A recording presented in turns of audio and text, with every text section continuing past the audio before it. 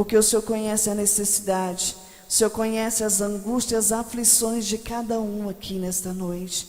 Que o Senhor venha, papai querido, através da tua palavra, trazer a cura, trazer o renovo, trazer o refrigério, trazer, ó Pai, a libertação do Senhor sobre as nossas vidas nesta noite. Papai querido, apresentamos o teu servo que irá ministrar a tua palavra. Continua, ó Pai, usando o teu servo com a ousadia do Senhor, da forma que o Senhor quer para falar com a tua amada igreja. Papai querido, eis-nos aqui.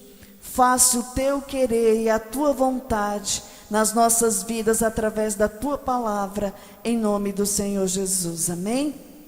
Pega as vossas Bíblias.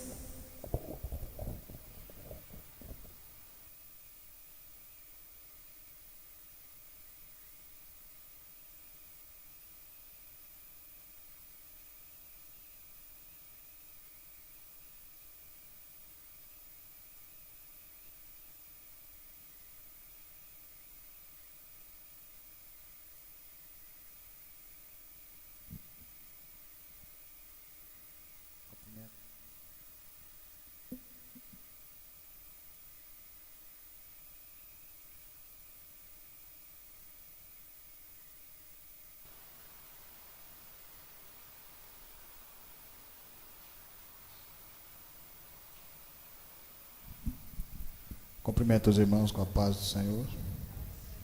Sempre é motivo de alegria quando nós nos reunimos num único propósito: aprender cada vez mais da palavra de Deus.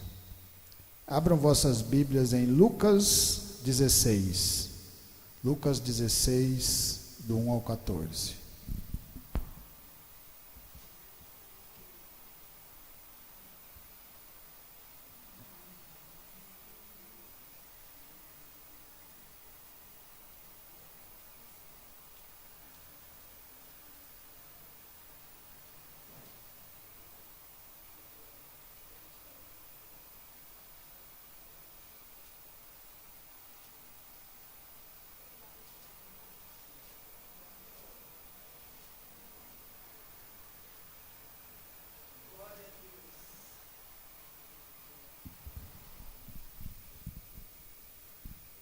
Lucas 16, versículo 1 ao 14, amém?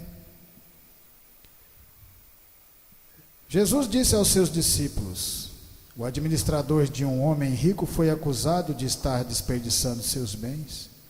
Então ele o chamou e lhe perguntou: que é isso que estou ouvindo a seu respeito? Preste conta da sua administração, porque você não pode continuar sendo administrador.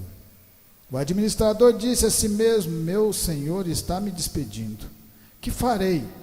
Para cavar não tenho força e tenho vergonha de mendigar.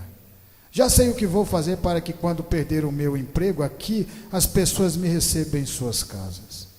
Então chamou cada um dos devedores do seu senhor, perguntou ao primeiro: quanto você deve ao meu senhor? 100 potes de azeite, respondeu ele. O administrador lhe disse: tome a sua conta, sente-se depressa e escreva 50. A seguir ele perguntou ao segundo: e você, quanto deve? 100 tonéis de trigo, respondeu ele. Ele lhe disse: tome a sua conta e escreve 80.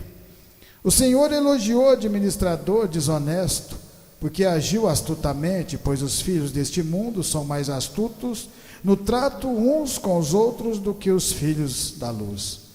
Por isso eu digo: usem a riqueza deste mundo ímpio para ganhar amigos, de forma que, quando ela acabar, estes os recebam nas moradas eternas. Quem é fiel no pouco também é fiel no muito, e quem é desonesto no pouco também é desonesto no muito. Assim, se vocês não forem dignos de confiança em lidar com as riquezas deste mundo ímpio, quem confiará as verdadeiras riquezas a vocês? E se vocês não forem dignos de confiança em relação ao que é dos outros, quem lhes dará o que é de vocês? Nenhum servo pode servir a dois senhores, pois odiará um e amará o outro, ou se dedicará a um e desprezará o outro. Vocês não podem servir a Deus e ao dinheiro. Os fariseus, que amavam dinheiro, ouviram tudo isso e zombavam de Jesus. Ele lhes disse: vocês são os que se justificam a si mesmos aos olhos dos homens, mas Deus conhece o coração de vocês. Aquilo que tem muito valor entre os homens é detestável aos olhos de Deus. Podeis assentar, irmãos.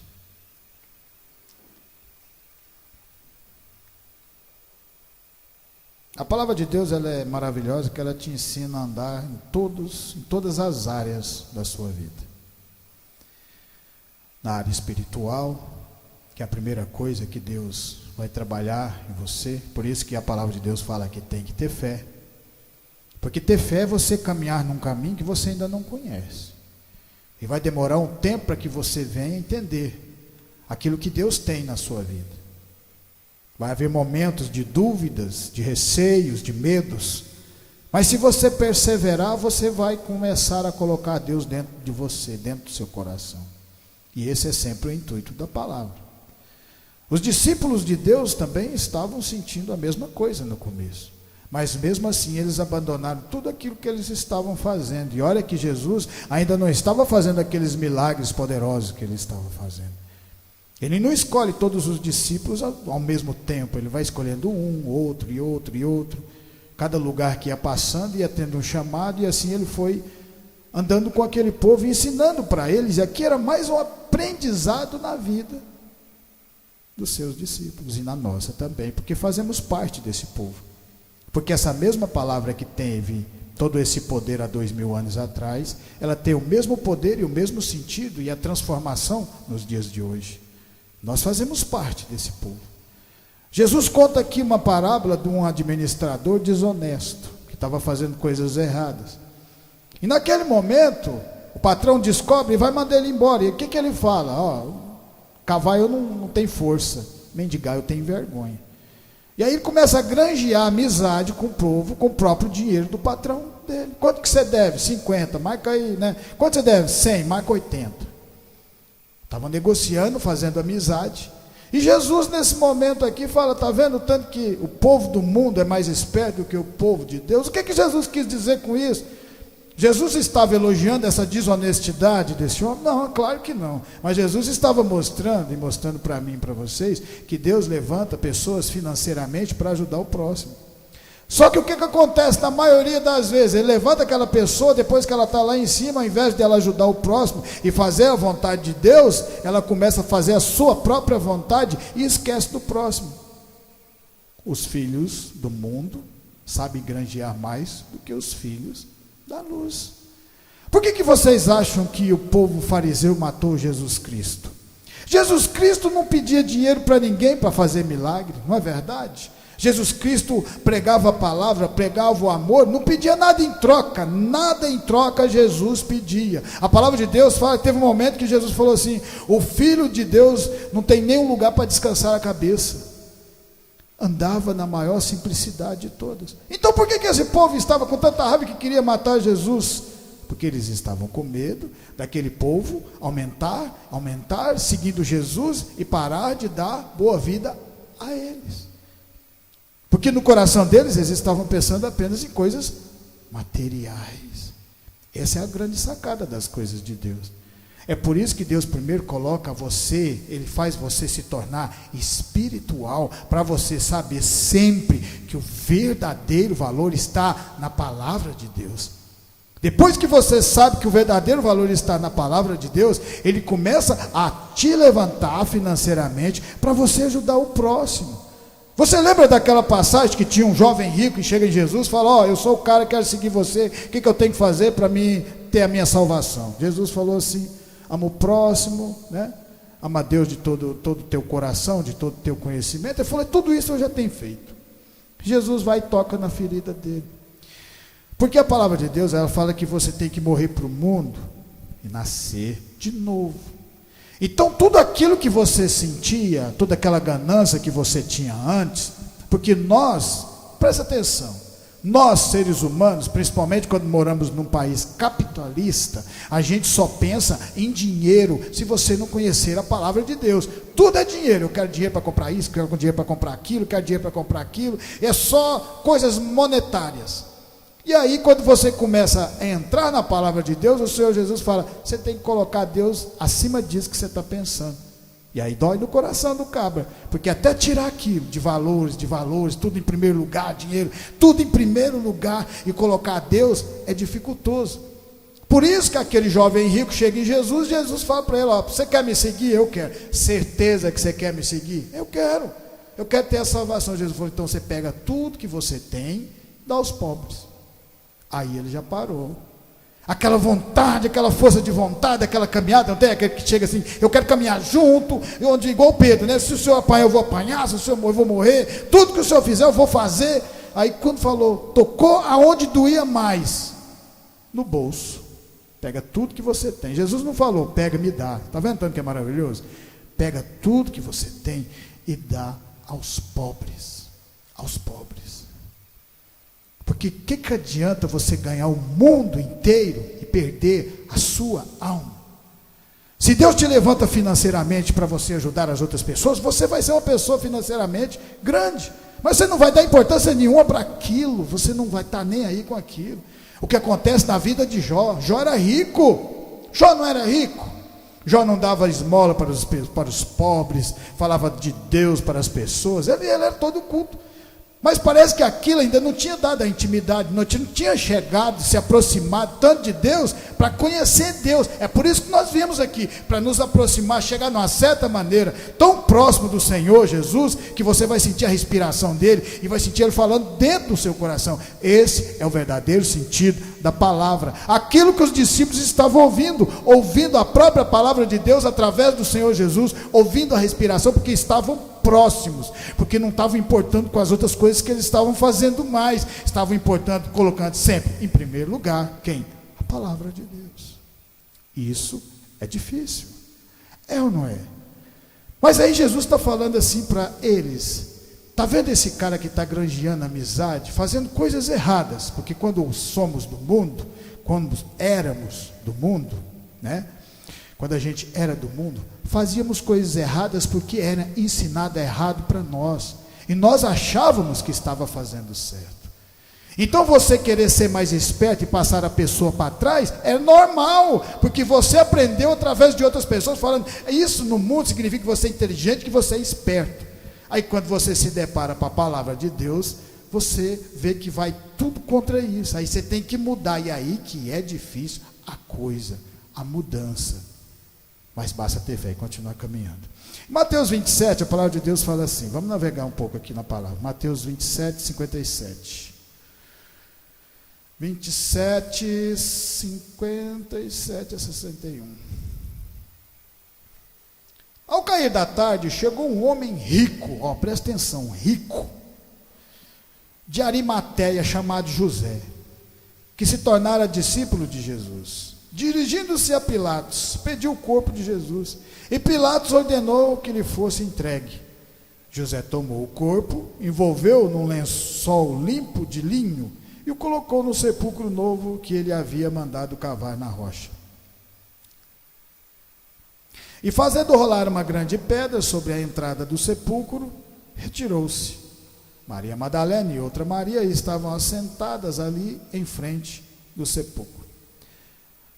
Jesus Cristo já estava morto aqui nesse momento, tinha sido crucificado, ele já tinha apanhado, já tinha passado tudo aquilo que ele passou por cada um de nós. Lembra que tudo isso que ele passou foi por mim e por você.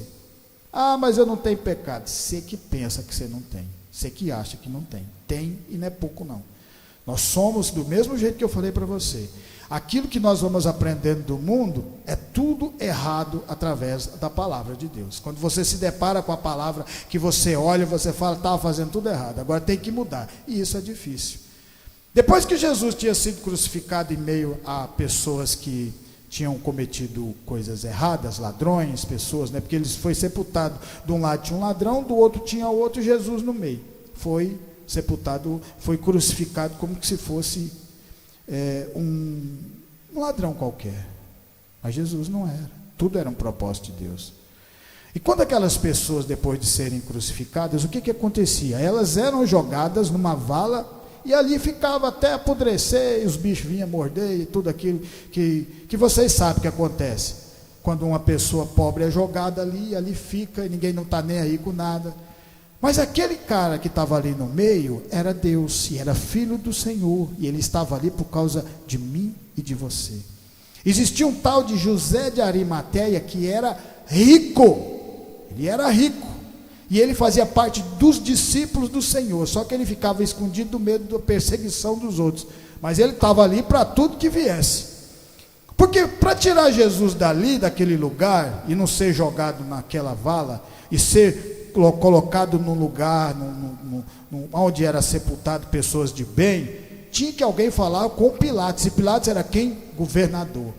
Para uma pessoa falar com um governador, o que você acha que uma pessoa igual nós, chegar num governador, ele vai conseguir falar com ele? Não vai, você sabe que não vai. Uma pessoa pequena, pobre, aos olhos humanos, aos olhos do mundo, nunca vai falar com o governador. Mas Deus, tendo todo o conhecimento, sabendo de todas as coisas, já tinha separado quem? José de Arimateia para essa parte, para fazer isso. E José chegou, todos sabiam que ele era rico, que ele tinha posse. Falou: posso levar Jesus? Falou da mesma altura, falou: pode. Pegou ele, mandou cavar um buraco para fazer o sepultamento, com linho, com tudo que era feito para uma pessoa de bem ser colocada. Porque Jesus não era, ele estava passando aquilo que era para nós passarmos. Só que Jesus não tinha pecado. Jesus não podia ser jogado de qualquer maneira. Jesus não podia ser, já basta tudo aquilo que aconteceu. Porque ele ia ficar naquele lugarzinho apenas 3 dias e 3 noites. E depois ele ia ressuscitar. Então você vê Deus usando José de Arimateia, que tinha posses. Mas José de Arimateia colocou quem em primeiro lugar? Jesus. Colocou quem em primeiro lugar? Deus. E isso é o que nós devemos fazer nas nossas vidas. Em Lucas 10, vamos dar continuidade a esta palavra. Lucas 10, 25. Lucas 10, 25.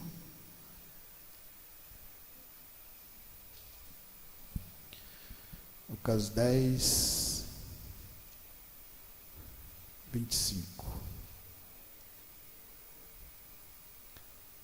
Certa ocasião, um perito na lei levantou-se para pôr Jesus à prova. Ele perguntou: mestre, o que preciso fazer para herdar a vida eterna? Aqui outra pessoa perguntando para Jesus. Tudo era pegadinha para pegar Jesus na palavra, mas Jesus era a própria palavra. O que está escrito na lei? Respondeu Jesus: como você a lê? Ele respondeu: ame o Senhor, o seu Deus, de todo o teu coração, de toda a sua alma, de todas as suas forças, de todo o seu entendimento. Ama o seu próximo como a si mesmo. Disse Jesus: você respondeu corretamente, faça isso e viverá. Mas ele, querendo justificar-se, perguntou a Jesus: quem é o meu próximo? Porque ele conhecia as leis. Você conhecer a palavra de Deus é uma coisa, você conhecer a palavra é uma coisa, agora você aplicar a palavra na sua vida, meu amigo, é outra coisa totalmente diferente. É a mesma coisa você falar algo para uma pessoa da palavra de Deus e aí na sua vida depois você fazer o contrário. Então você está falando, mas não está andando sobre o caminho do Senhor. E Jesus mostra para esse fariseu que está tentando uma pegadinha para ele, e fala assim, olha que coisa bonita. Um homem descia de Jerusalém para Jericó quando caiu nas mãos dos assaltantes. Eles lhe tiraram as roupas, espancaram e foram deixando quase morto. Aconteceu estar descendo pela mesma estrada um sacerdote. Quando viu o homem, passou do outro lado. E assim também um levita. Quando chegou ao lugar, viu, passou pelo outro lado. Então passou o sacerdote e um levita. Todos os dois tinham conhecimento da palavra de Deus, mas na hora de você aplicar, porque a palavra de Deus, o que ele falou? Amar o próximo como a si mesmo. Se você ama o próximo, você quer o bem para ele. Próximo, como você amar ele como a si mesmo, você quer sempre o melhor para ele. E isso a gente pode agir de maneira que isso aconteça na vida da pessoa. Quando ela está passando por um momento de dificuldade, você tenta ajudar da sua forma. Às vezes você não sabe direito como chegar nessa pessoa ou como ajudar, mas só de você se aproximar com o esforço da palavra, daquele pouco que você tem de entendimento, já agrada a Deus, porque você já está colocando a palavra dentro do seu coração. Você já está praticando. Então passou um sacerdote que tinha dinheiro, tinha condições, viu aquele cara lá, olhou para um lado, olhou para o outro, não viu ninguém, o que ele fez? Passou do outro lado, ninguém está vendo, então deixa esse cara cair, daí eu vou aí, ajudei o quê? Passou um levita, que também tinha o conhecimento da palavra, todos dois, olhou para um lado, olhou para o outro, vou ajudar esse cara, nunca vi na minha vida, e a palavra de Deus fala que o cara tinha descido de Jerusalém, então fazia parte dos judeus, o próprio povo dele estava ali naquele lugar, eles sabiam, passou do outro lado, ninguém estava ali vendo, que importância tem? Só que existe uma coisa que a gente tem que aprender, Deus está sempre vendo tudo aquilo que a gente faz na vida, e às vezes você faz uma coisa que você acha que é pequena, meu filho, você não sabe o tanto que é grandioso, quando você chega numa pessoa que está passando por uma dificuldade, e você fala de Deus para ela, fala que Deus a ama, que Deus tem condições de salvar a vida dela, de transformar, às vezes você não tem toda essa palavra no seu coração, não tem como você se expressar, mas se você chega e começa, já é uma coisa grandiosa. Os discípulos também não sabiam direito o que estava fazendo, mas estavam caminhando com Jesus, aprendendo, cometeram erro, quando ele falou, nunca vou negar o Senhor, negou, mas ele negou porque ficou com medo, não estava preparado por tudo aquilo que estava acontecendo, e aí a palavra de Deus fala que vem um samaritano, que o judeu odiava o samaritano, e Jesus coloca o samaritano no meio da palavra, para o fariseu, veio um samaritano, pegou aquele cara, perdeu tempo porque ele estava passando de passagem, estava trabalhando, mas ele parou para ajudar aquela pessoa que estava caída. O que ele colocou em primeiro lugar? O amor ao próximo, porque você amar o próximo significa que você tem que conhecer, é o próximo, aquele que está perto de você, não significa que você tem que conhecer ele não, pode ser um bebinho que está caído ali na rua, que você vai lá e ora por ele, fala com ele, ou se não no seu quarto, você chega e ajoelha e fala, Senhor, ajuda aquele rapaz caído lá na rodoviária, que está sem saber o que está fazendo da vida dele, eu não sei como fazer, mas o Senhor sabe, ajuda a vida dele, você já está ajudando o próximo, você não sabe como, você está falando com Deus, e aí aquela pessoa que não era sal do seu, fariseu, não tinha conhecimento das leis, parou para ajudar aquele rapaz, e o que é mais interessante, curou as feridas dele, e levou ele para um estaleiro, e aí, o que ele faz? Olha que coisa bonita, a palavra de Deus fala que ele pegou 3 denários, e deu para o dono da hotelaria, falou assim, estou dando isso aqui para você cuidar dele, e na hora que eu voltar, se você gastar alguma coisa além disso, eu vou te ressarcir. Então, além dele parar, perdeu o tempo dele, ajudando o próximo, depois ele ainda levou ele para um lugar, para ele ficar, e ainda pagou para ele ficar naquele lugar. Isso é você colocar Deus em primeiro lugar, e não as riquezas em primeiro lugar. Os sacerdotes, o levita colocou as riquezas, e colocou o cara nem em lugar nenhum, porque passou direto. Mas aquele que não conhecia as leis, não conhecia a palavra, parou. E eu acho que é mais bonito, o que é mais bonito assim, Jesus fala assim, ó, qual destes 3 você acha que foi o próximo do homem que caiu nas mãos dos salteadores? Aí ele fala assim, aquele que teve misericórdia dele, respondeu o perito da lei, porque ele não ia falar o samaritano, porque eles odiavam. Então isso é transformar, é você usar a prática daquilo que você está aprendendo, colocar em prática. Quando você coloca em prática, você vai ter mais transformação, você vai transformar, porque se nós ficarmos só na teoria, e não praticar, a gente não muda o comportamento, não muda, a luz não brilha, e para brilhar precisamos de nos mover de compaixão pelas pessoas que têm dificuldades, como nós também já tivemos. A palavra de Deus fala lá em Gênesis 47, 1. Gênesis 47.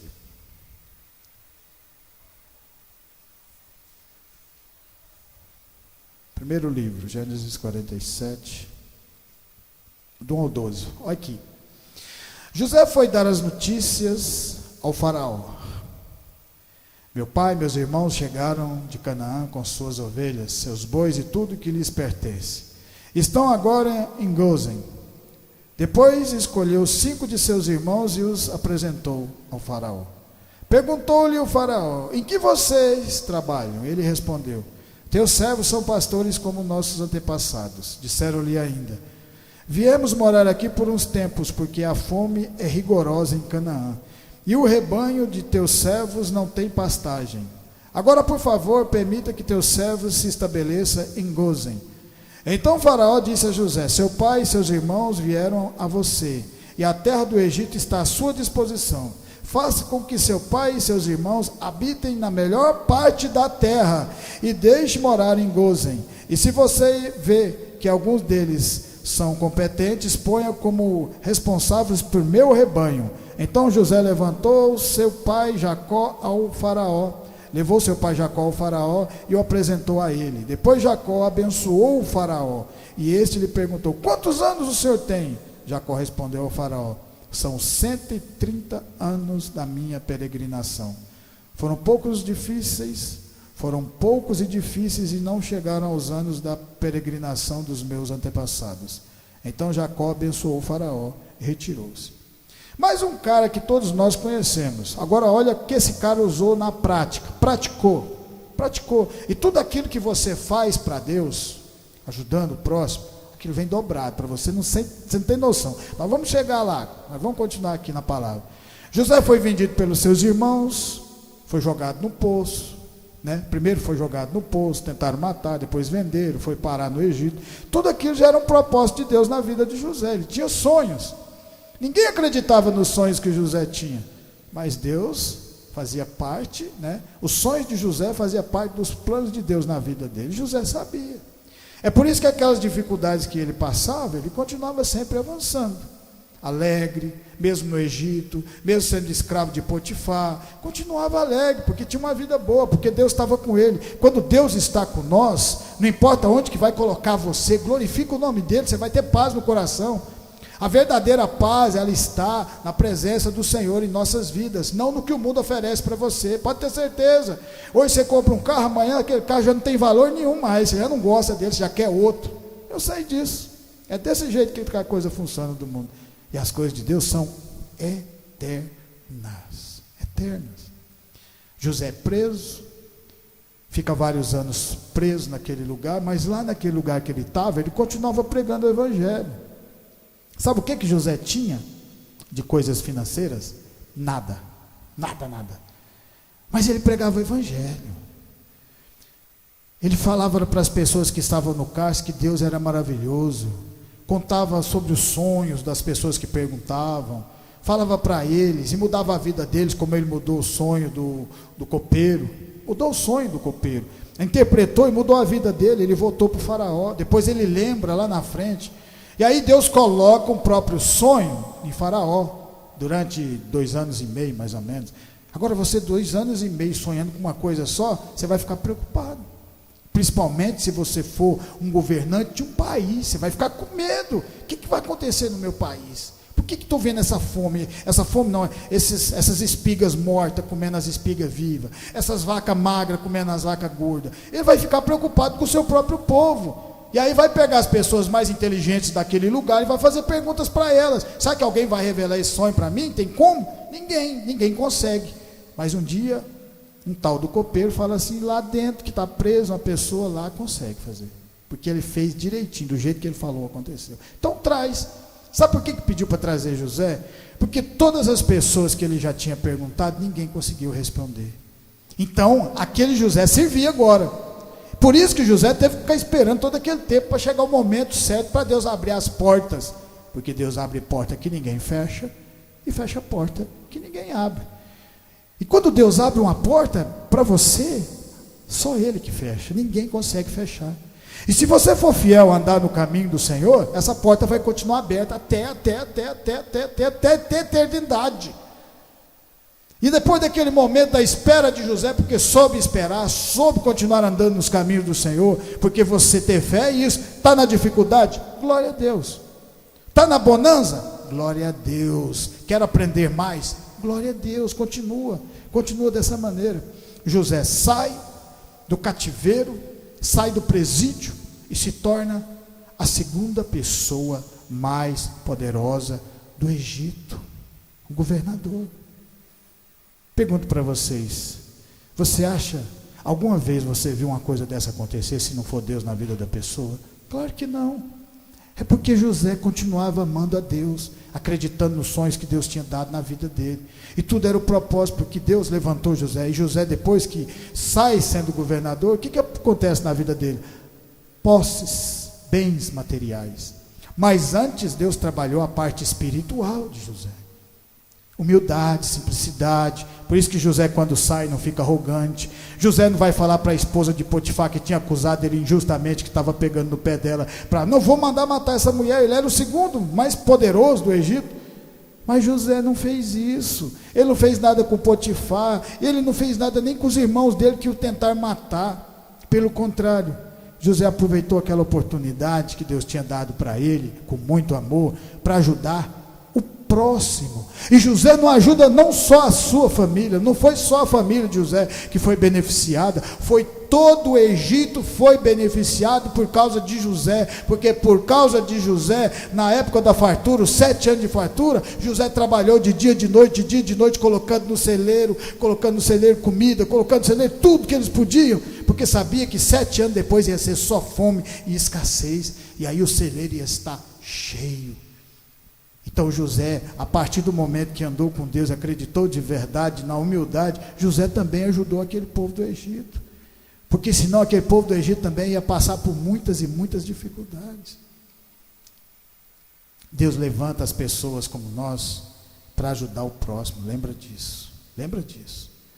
O verdadeiro sentido de que você começa a andar na palavra de Deus é para você começar a preocupar com as pessoas que estão ao seu redor e as pessoas que estão ao seu derredor também, as pessoas que estão caídas, as pessoas que estão desacreditadas, porque um dia nós também fomos desacreditados pela nossa própria família que não acreditou, falou, não tem mais jeito não, pode esquecer isso aí, e Deus falava, tem jeito sim, no momento certo eu levanto, mas tem que ter o tempo de cativeiro, porque é no cativeiro que você aprende a dar valor de verdade nas coisas que Deus tem para você.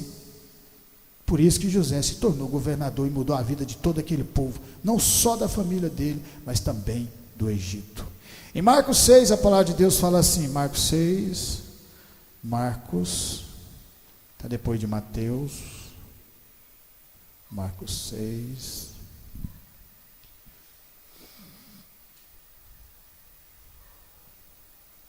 seis 30.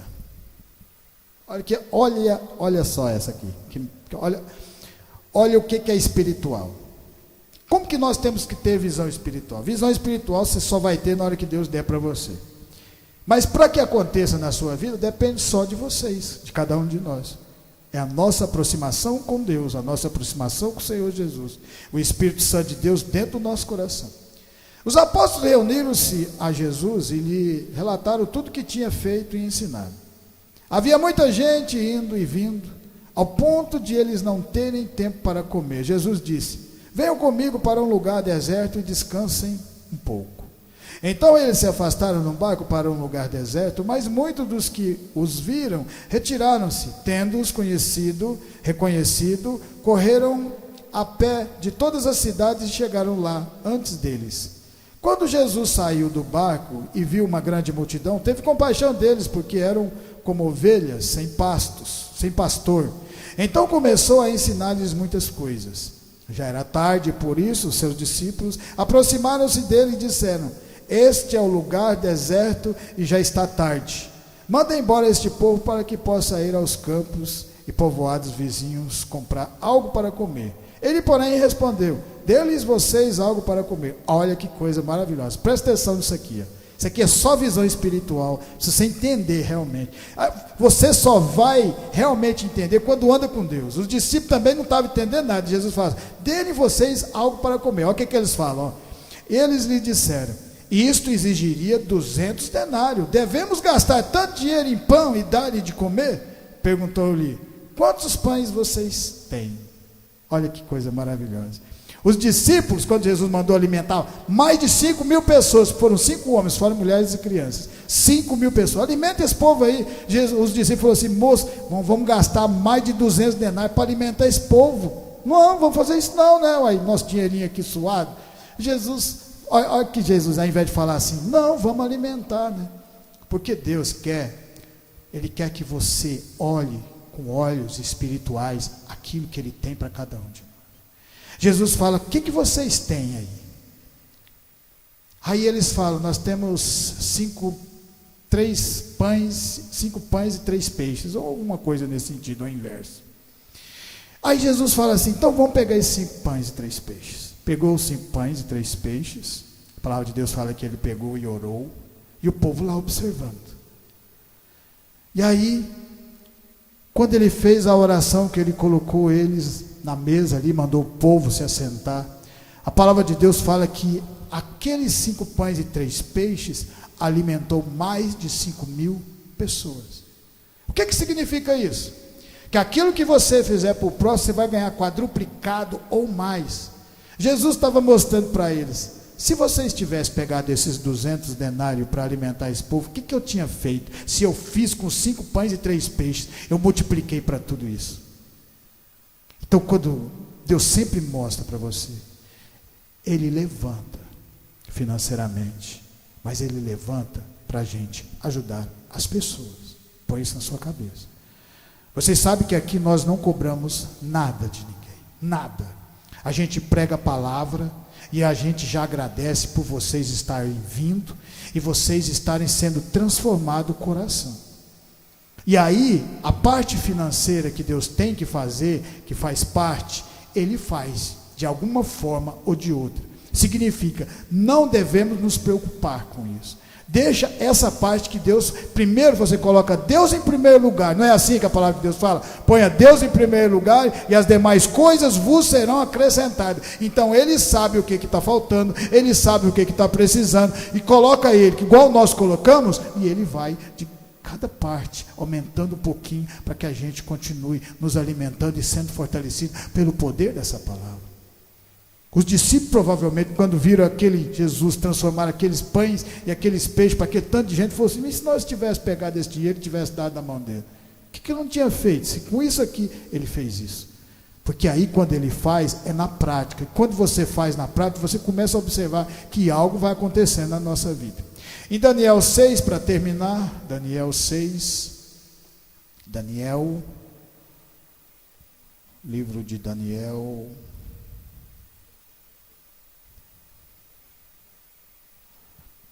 Daniel 6, 1 a 10.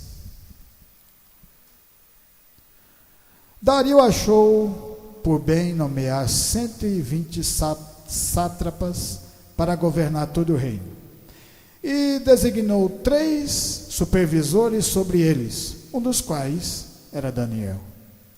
Os sátrapas tinham que prestar contas a eles para que o rei não sofresse nenhuma perda. Ora, Daniel se destacou tanto entre os supervisores e os sátrapas por sua grande qualidade, que o rei planejava tê-lo à frente do governo de todo o império.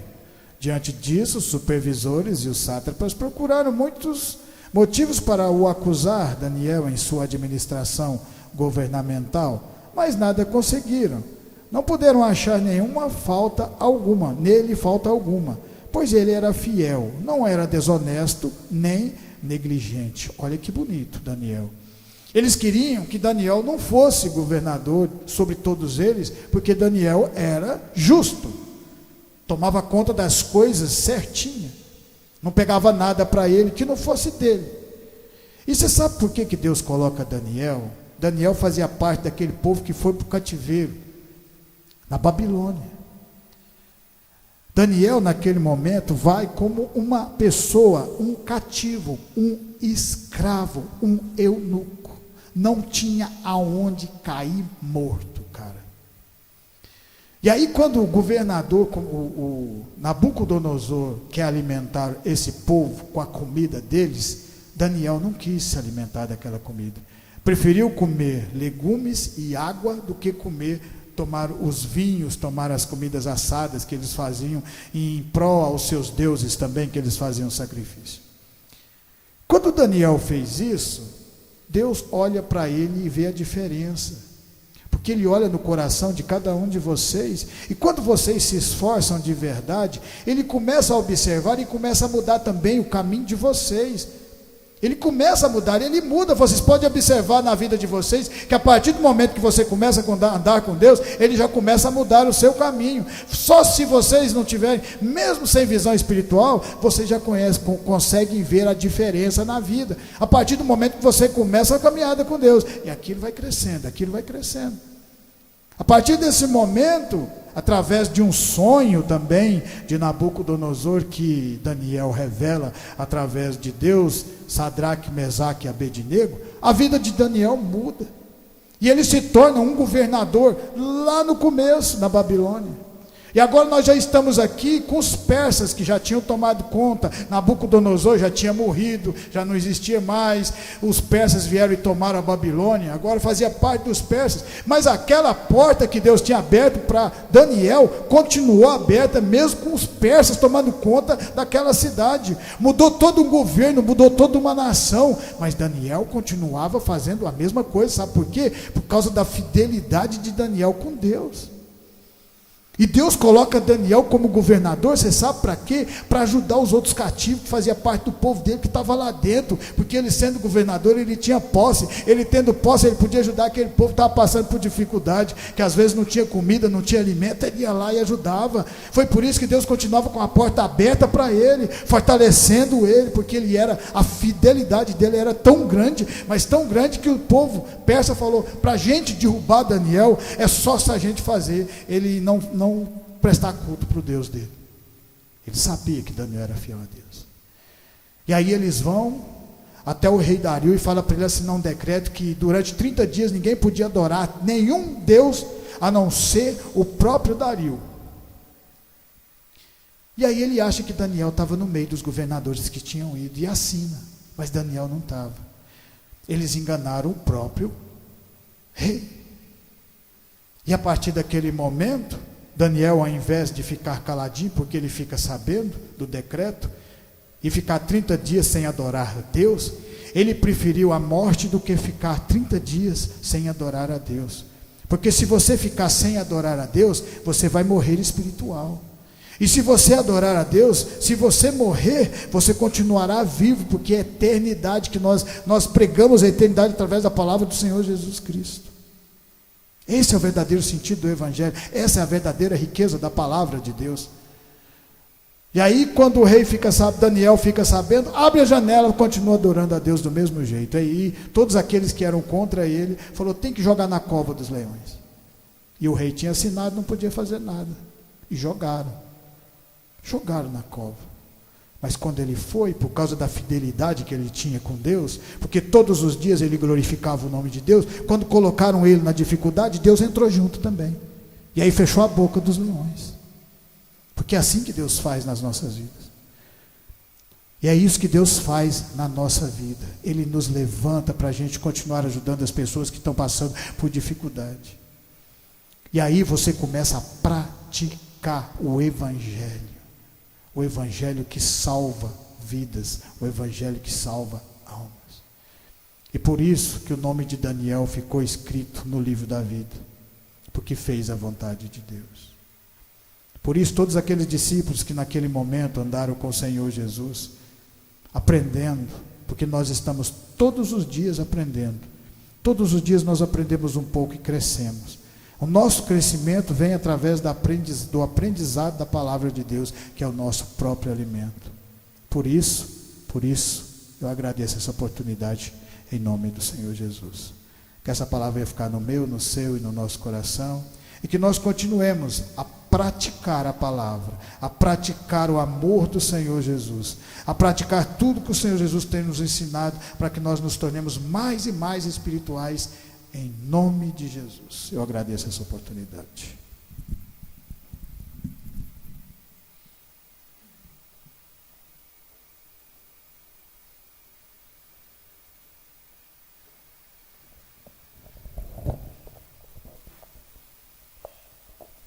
Amém? Quem precisa de oração? Então vamos colocar de pé, vamos estar orando pela nossa casa, pela nossa família. E pelos pedidos de orações, vamos estar orando pela vida do irmão Paulo Divino, Dalva, André, Denise, Miguel, Rafael e Felipe, Vorico e Mirna, Edileus, Elisângela e Catarina, Amanda, Aniela, Genese, Clarice, Zé Maria, Antônio e Terezinha, Jamília, Ailton e Nazaré, Vicente, Valdice, Nathalie, Alice e Aline, Ana Paula, Elisiane, Luciane, Welita, Vera, Fabiana, Frederico e família, Benedita e família, o Anderson, Valdete, Augusto, Valdeci, família, Jaqueline, Kaique, Sinésio, Élica, Vera, Andréia, Paulo, Emanuele, Diógenes, Simone, Patrícia, Lucas, Ana Luísa, Geraldo Moura, Ana Francisca, Jaqueline, Cristiane, Tiago, Walter, Neidmar, Arlos e Amanda, Caio e Scarlett, Joel, Edileuza, Tayane, Michele, Lindomar e Lucas, Suelen, Antônio João da Silva, Alessandra, esposo, cunhada e sogra, Laura, Fabrício, Aglícia, Fábio e família, Bruno, Giovana e família, Paulo e família, João Manuel, Jéssica, Enzo, Gabriel. Vamos estar orando pela vida da Naftali, que ela está ali com febre, que o Senhor venha alcançá-la e venha curá-la em nome de Jesus. Soberano Deus e eterno Pai, Papai querido, nesta noite nós unimos a nossa fé e apresentamos diante do Teu altar, Senhor, cada nome que foi citado, cada nome que está escrito neste caderno, e apresentamos também a vida dos irmãos que não puderam vir, apresentamos a vida da Naftali. Papai querido, que o Senhor venha alcançá-los nesta noite, lança por terra, Senhor, todo espírito de enfermidade, lança por terra contra a vida de cada um deles, ó Pai, o espírito do vício, da opressão, da depressão. Lança por terra todo espírito de perseguição contra a vida deles nesta noite. Papai querido, mas que nesta hora o Senhor venha alcançá-los com a cura, com a paz, com a libertação, com o refrigério do Senhor sobre a vida de cada um deles nesta noite. É o que nós te pedimos, ó Pai, em nome do Senhor Jesus. Apresentamos também a semana que se inicia, apresentamos os nossos locais de trabalho. Desde já, Senhor, o Senhor venha fazer uma varredura, lançando por terra toda a palavra contrária, lançando por terra, Senhor, tudo que não provém do Senhor, toda a ferramenta preparada contra as nossas vidas, que o Senhor venha repreender e lançar por terra, em nome do Senhor Jesus. E que o Senhor venha, Pai, abrir as janelas e as comportas do céu a favor dos teus servos, que cada um, ó Pai, venha cumprir as suas obrigações. É o que nós te pedimos em nome do Senhor Jesus. Também apresentamos, ó Pai, esse final de semestre, apresentamos as provas que já começaram e vão começar. Papai querido, nos capacita, nos direcionando, ó Pai. Nós te pedimos nesta noite que o Senhor venha alargar as fronteiras do nosso conhecimento, capacitando cada um de nós. Papai querido, apresentamos os ônibus que saem daqui para outra cidade para levar os alunos, que o Senhor venha nos levar e que o Senhor venha nos trazer debaixo das tuas mãos santas e poderosas, ó Pai, livrando do acidente, livrando do homem sanguinário e fraudulento. Papai querido, e apresentamos diante de ti, ó Pai, cada vida que nos ouviu, apresentamos os nossos vizinhos da direita, da esquerda, da frente, do fundo, que as bênçãos sem medidas do Senhor venham a ser derramadas sobre a vida deles, em nome do Senhor Jesus. E nós te agradecemos, ó Pai, por essa oportunidade de vida, de estarmos na tua presença nesta noite, em nome de Jesus, amém? Estenda as mãos, que a graça do nosso Senhor Jesus Cristo, o grande amor de Deus e as doces consolações do Espírito Santo estejam com cada um de nós, e nós dizemos amém. Glória a Deus.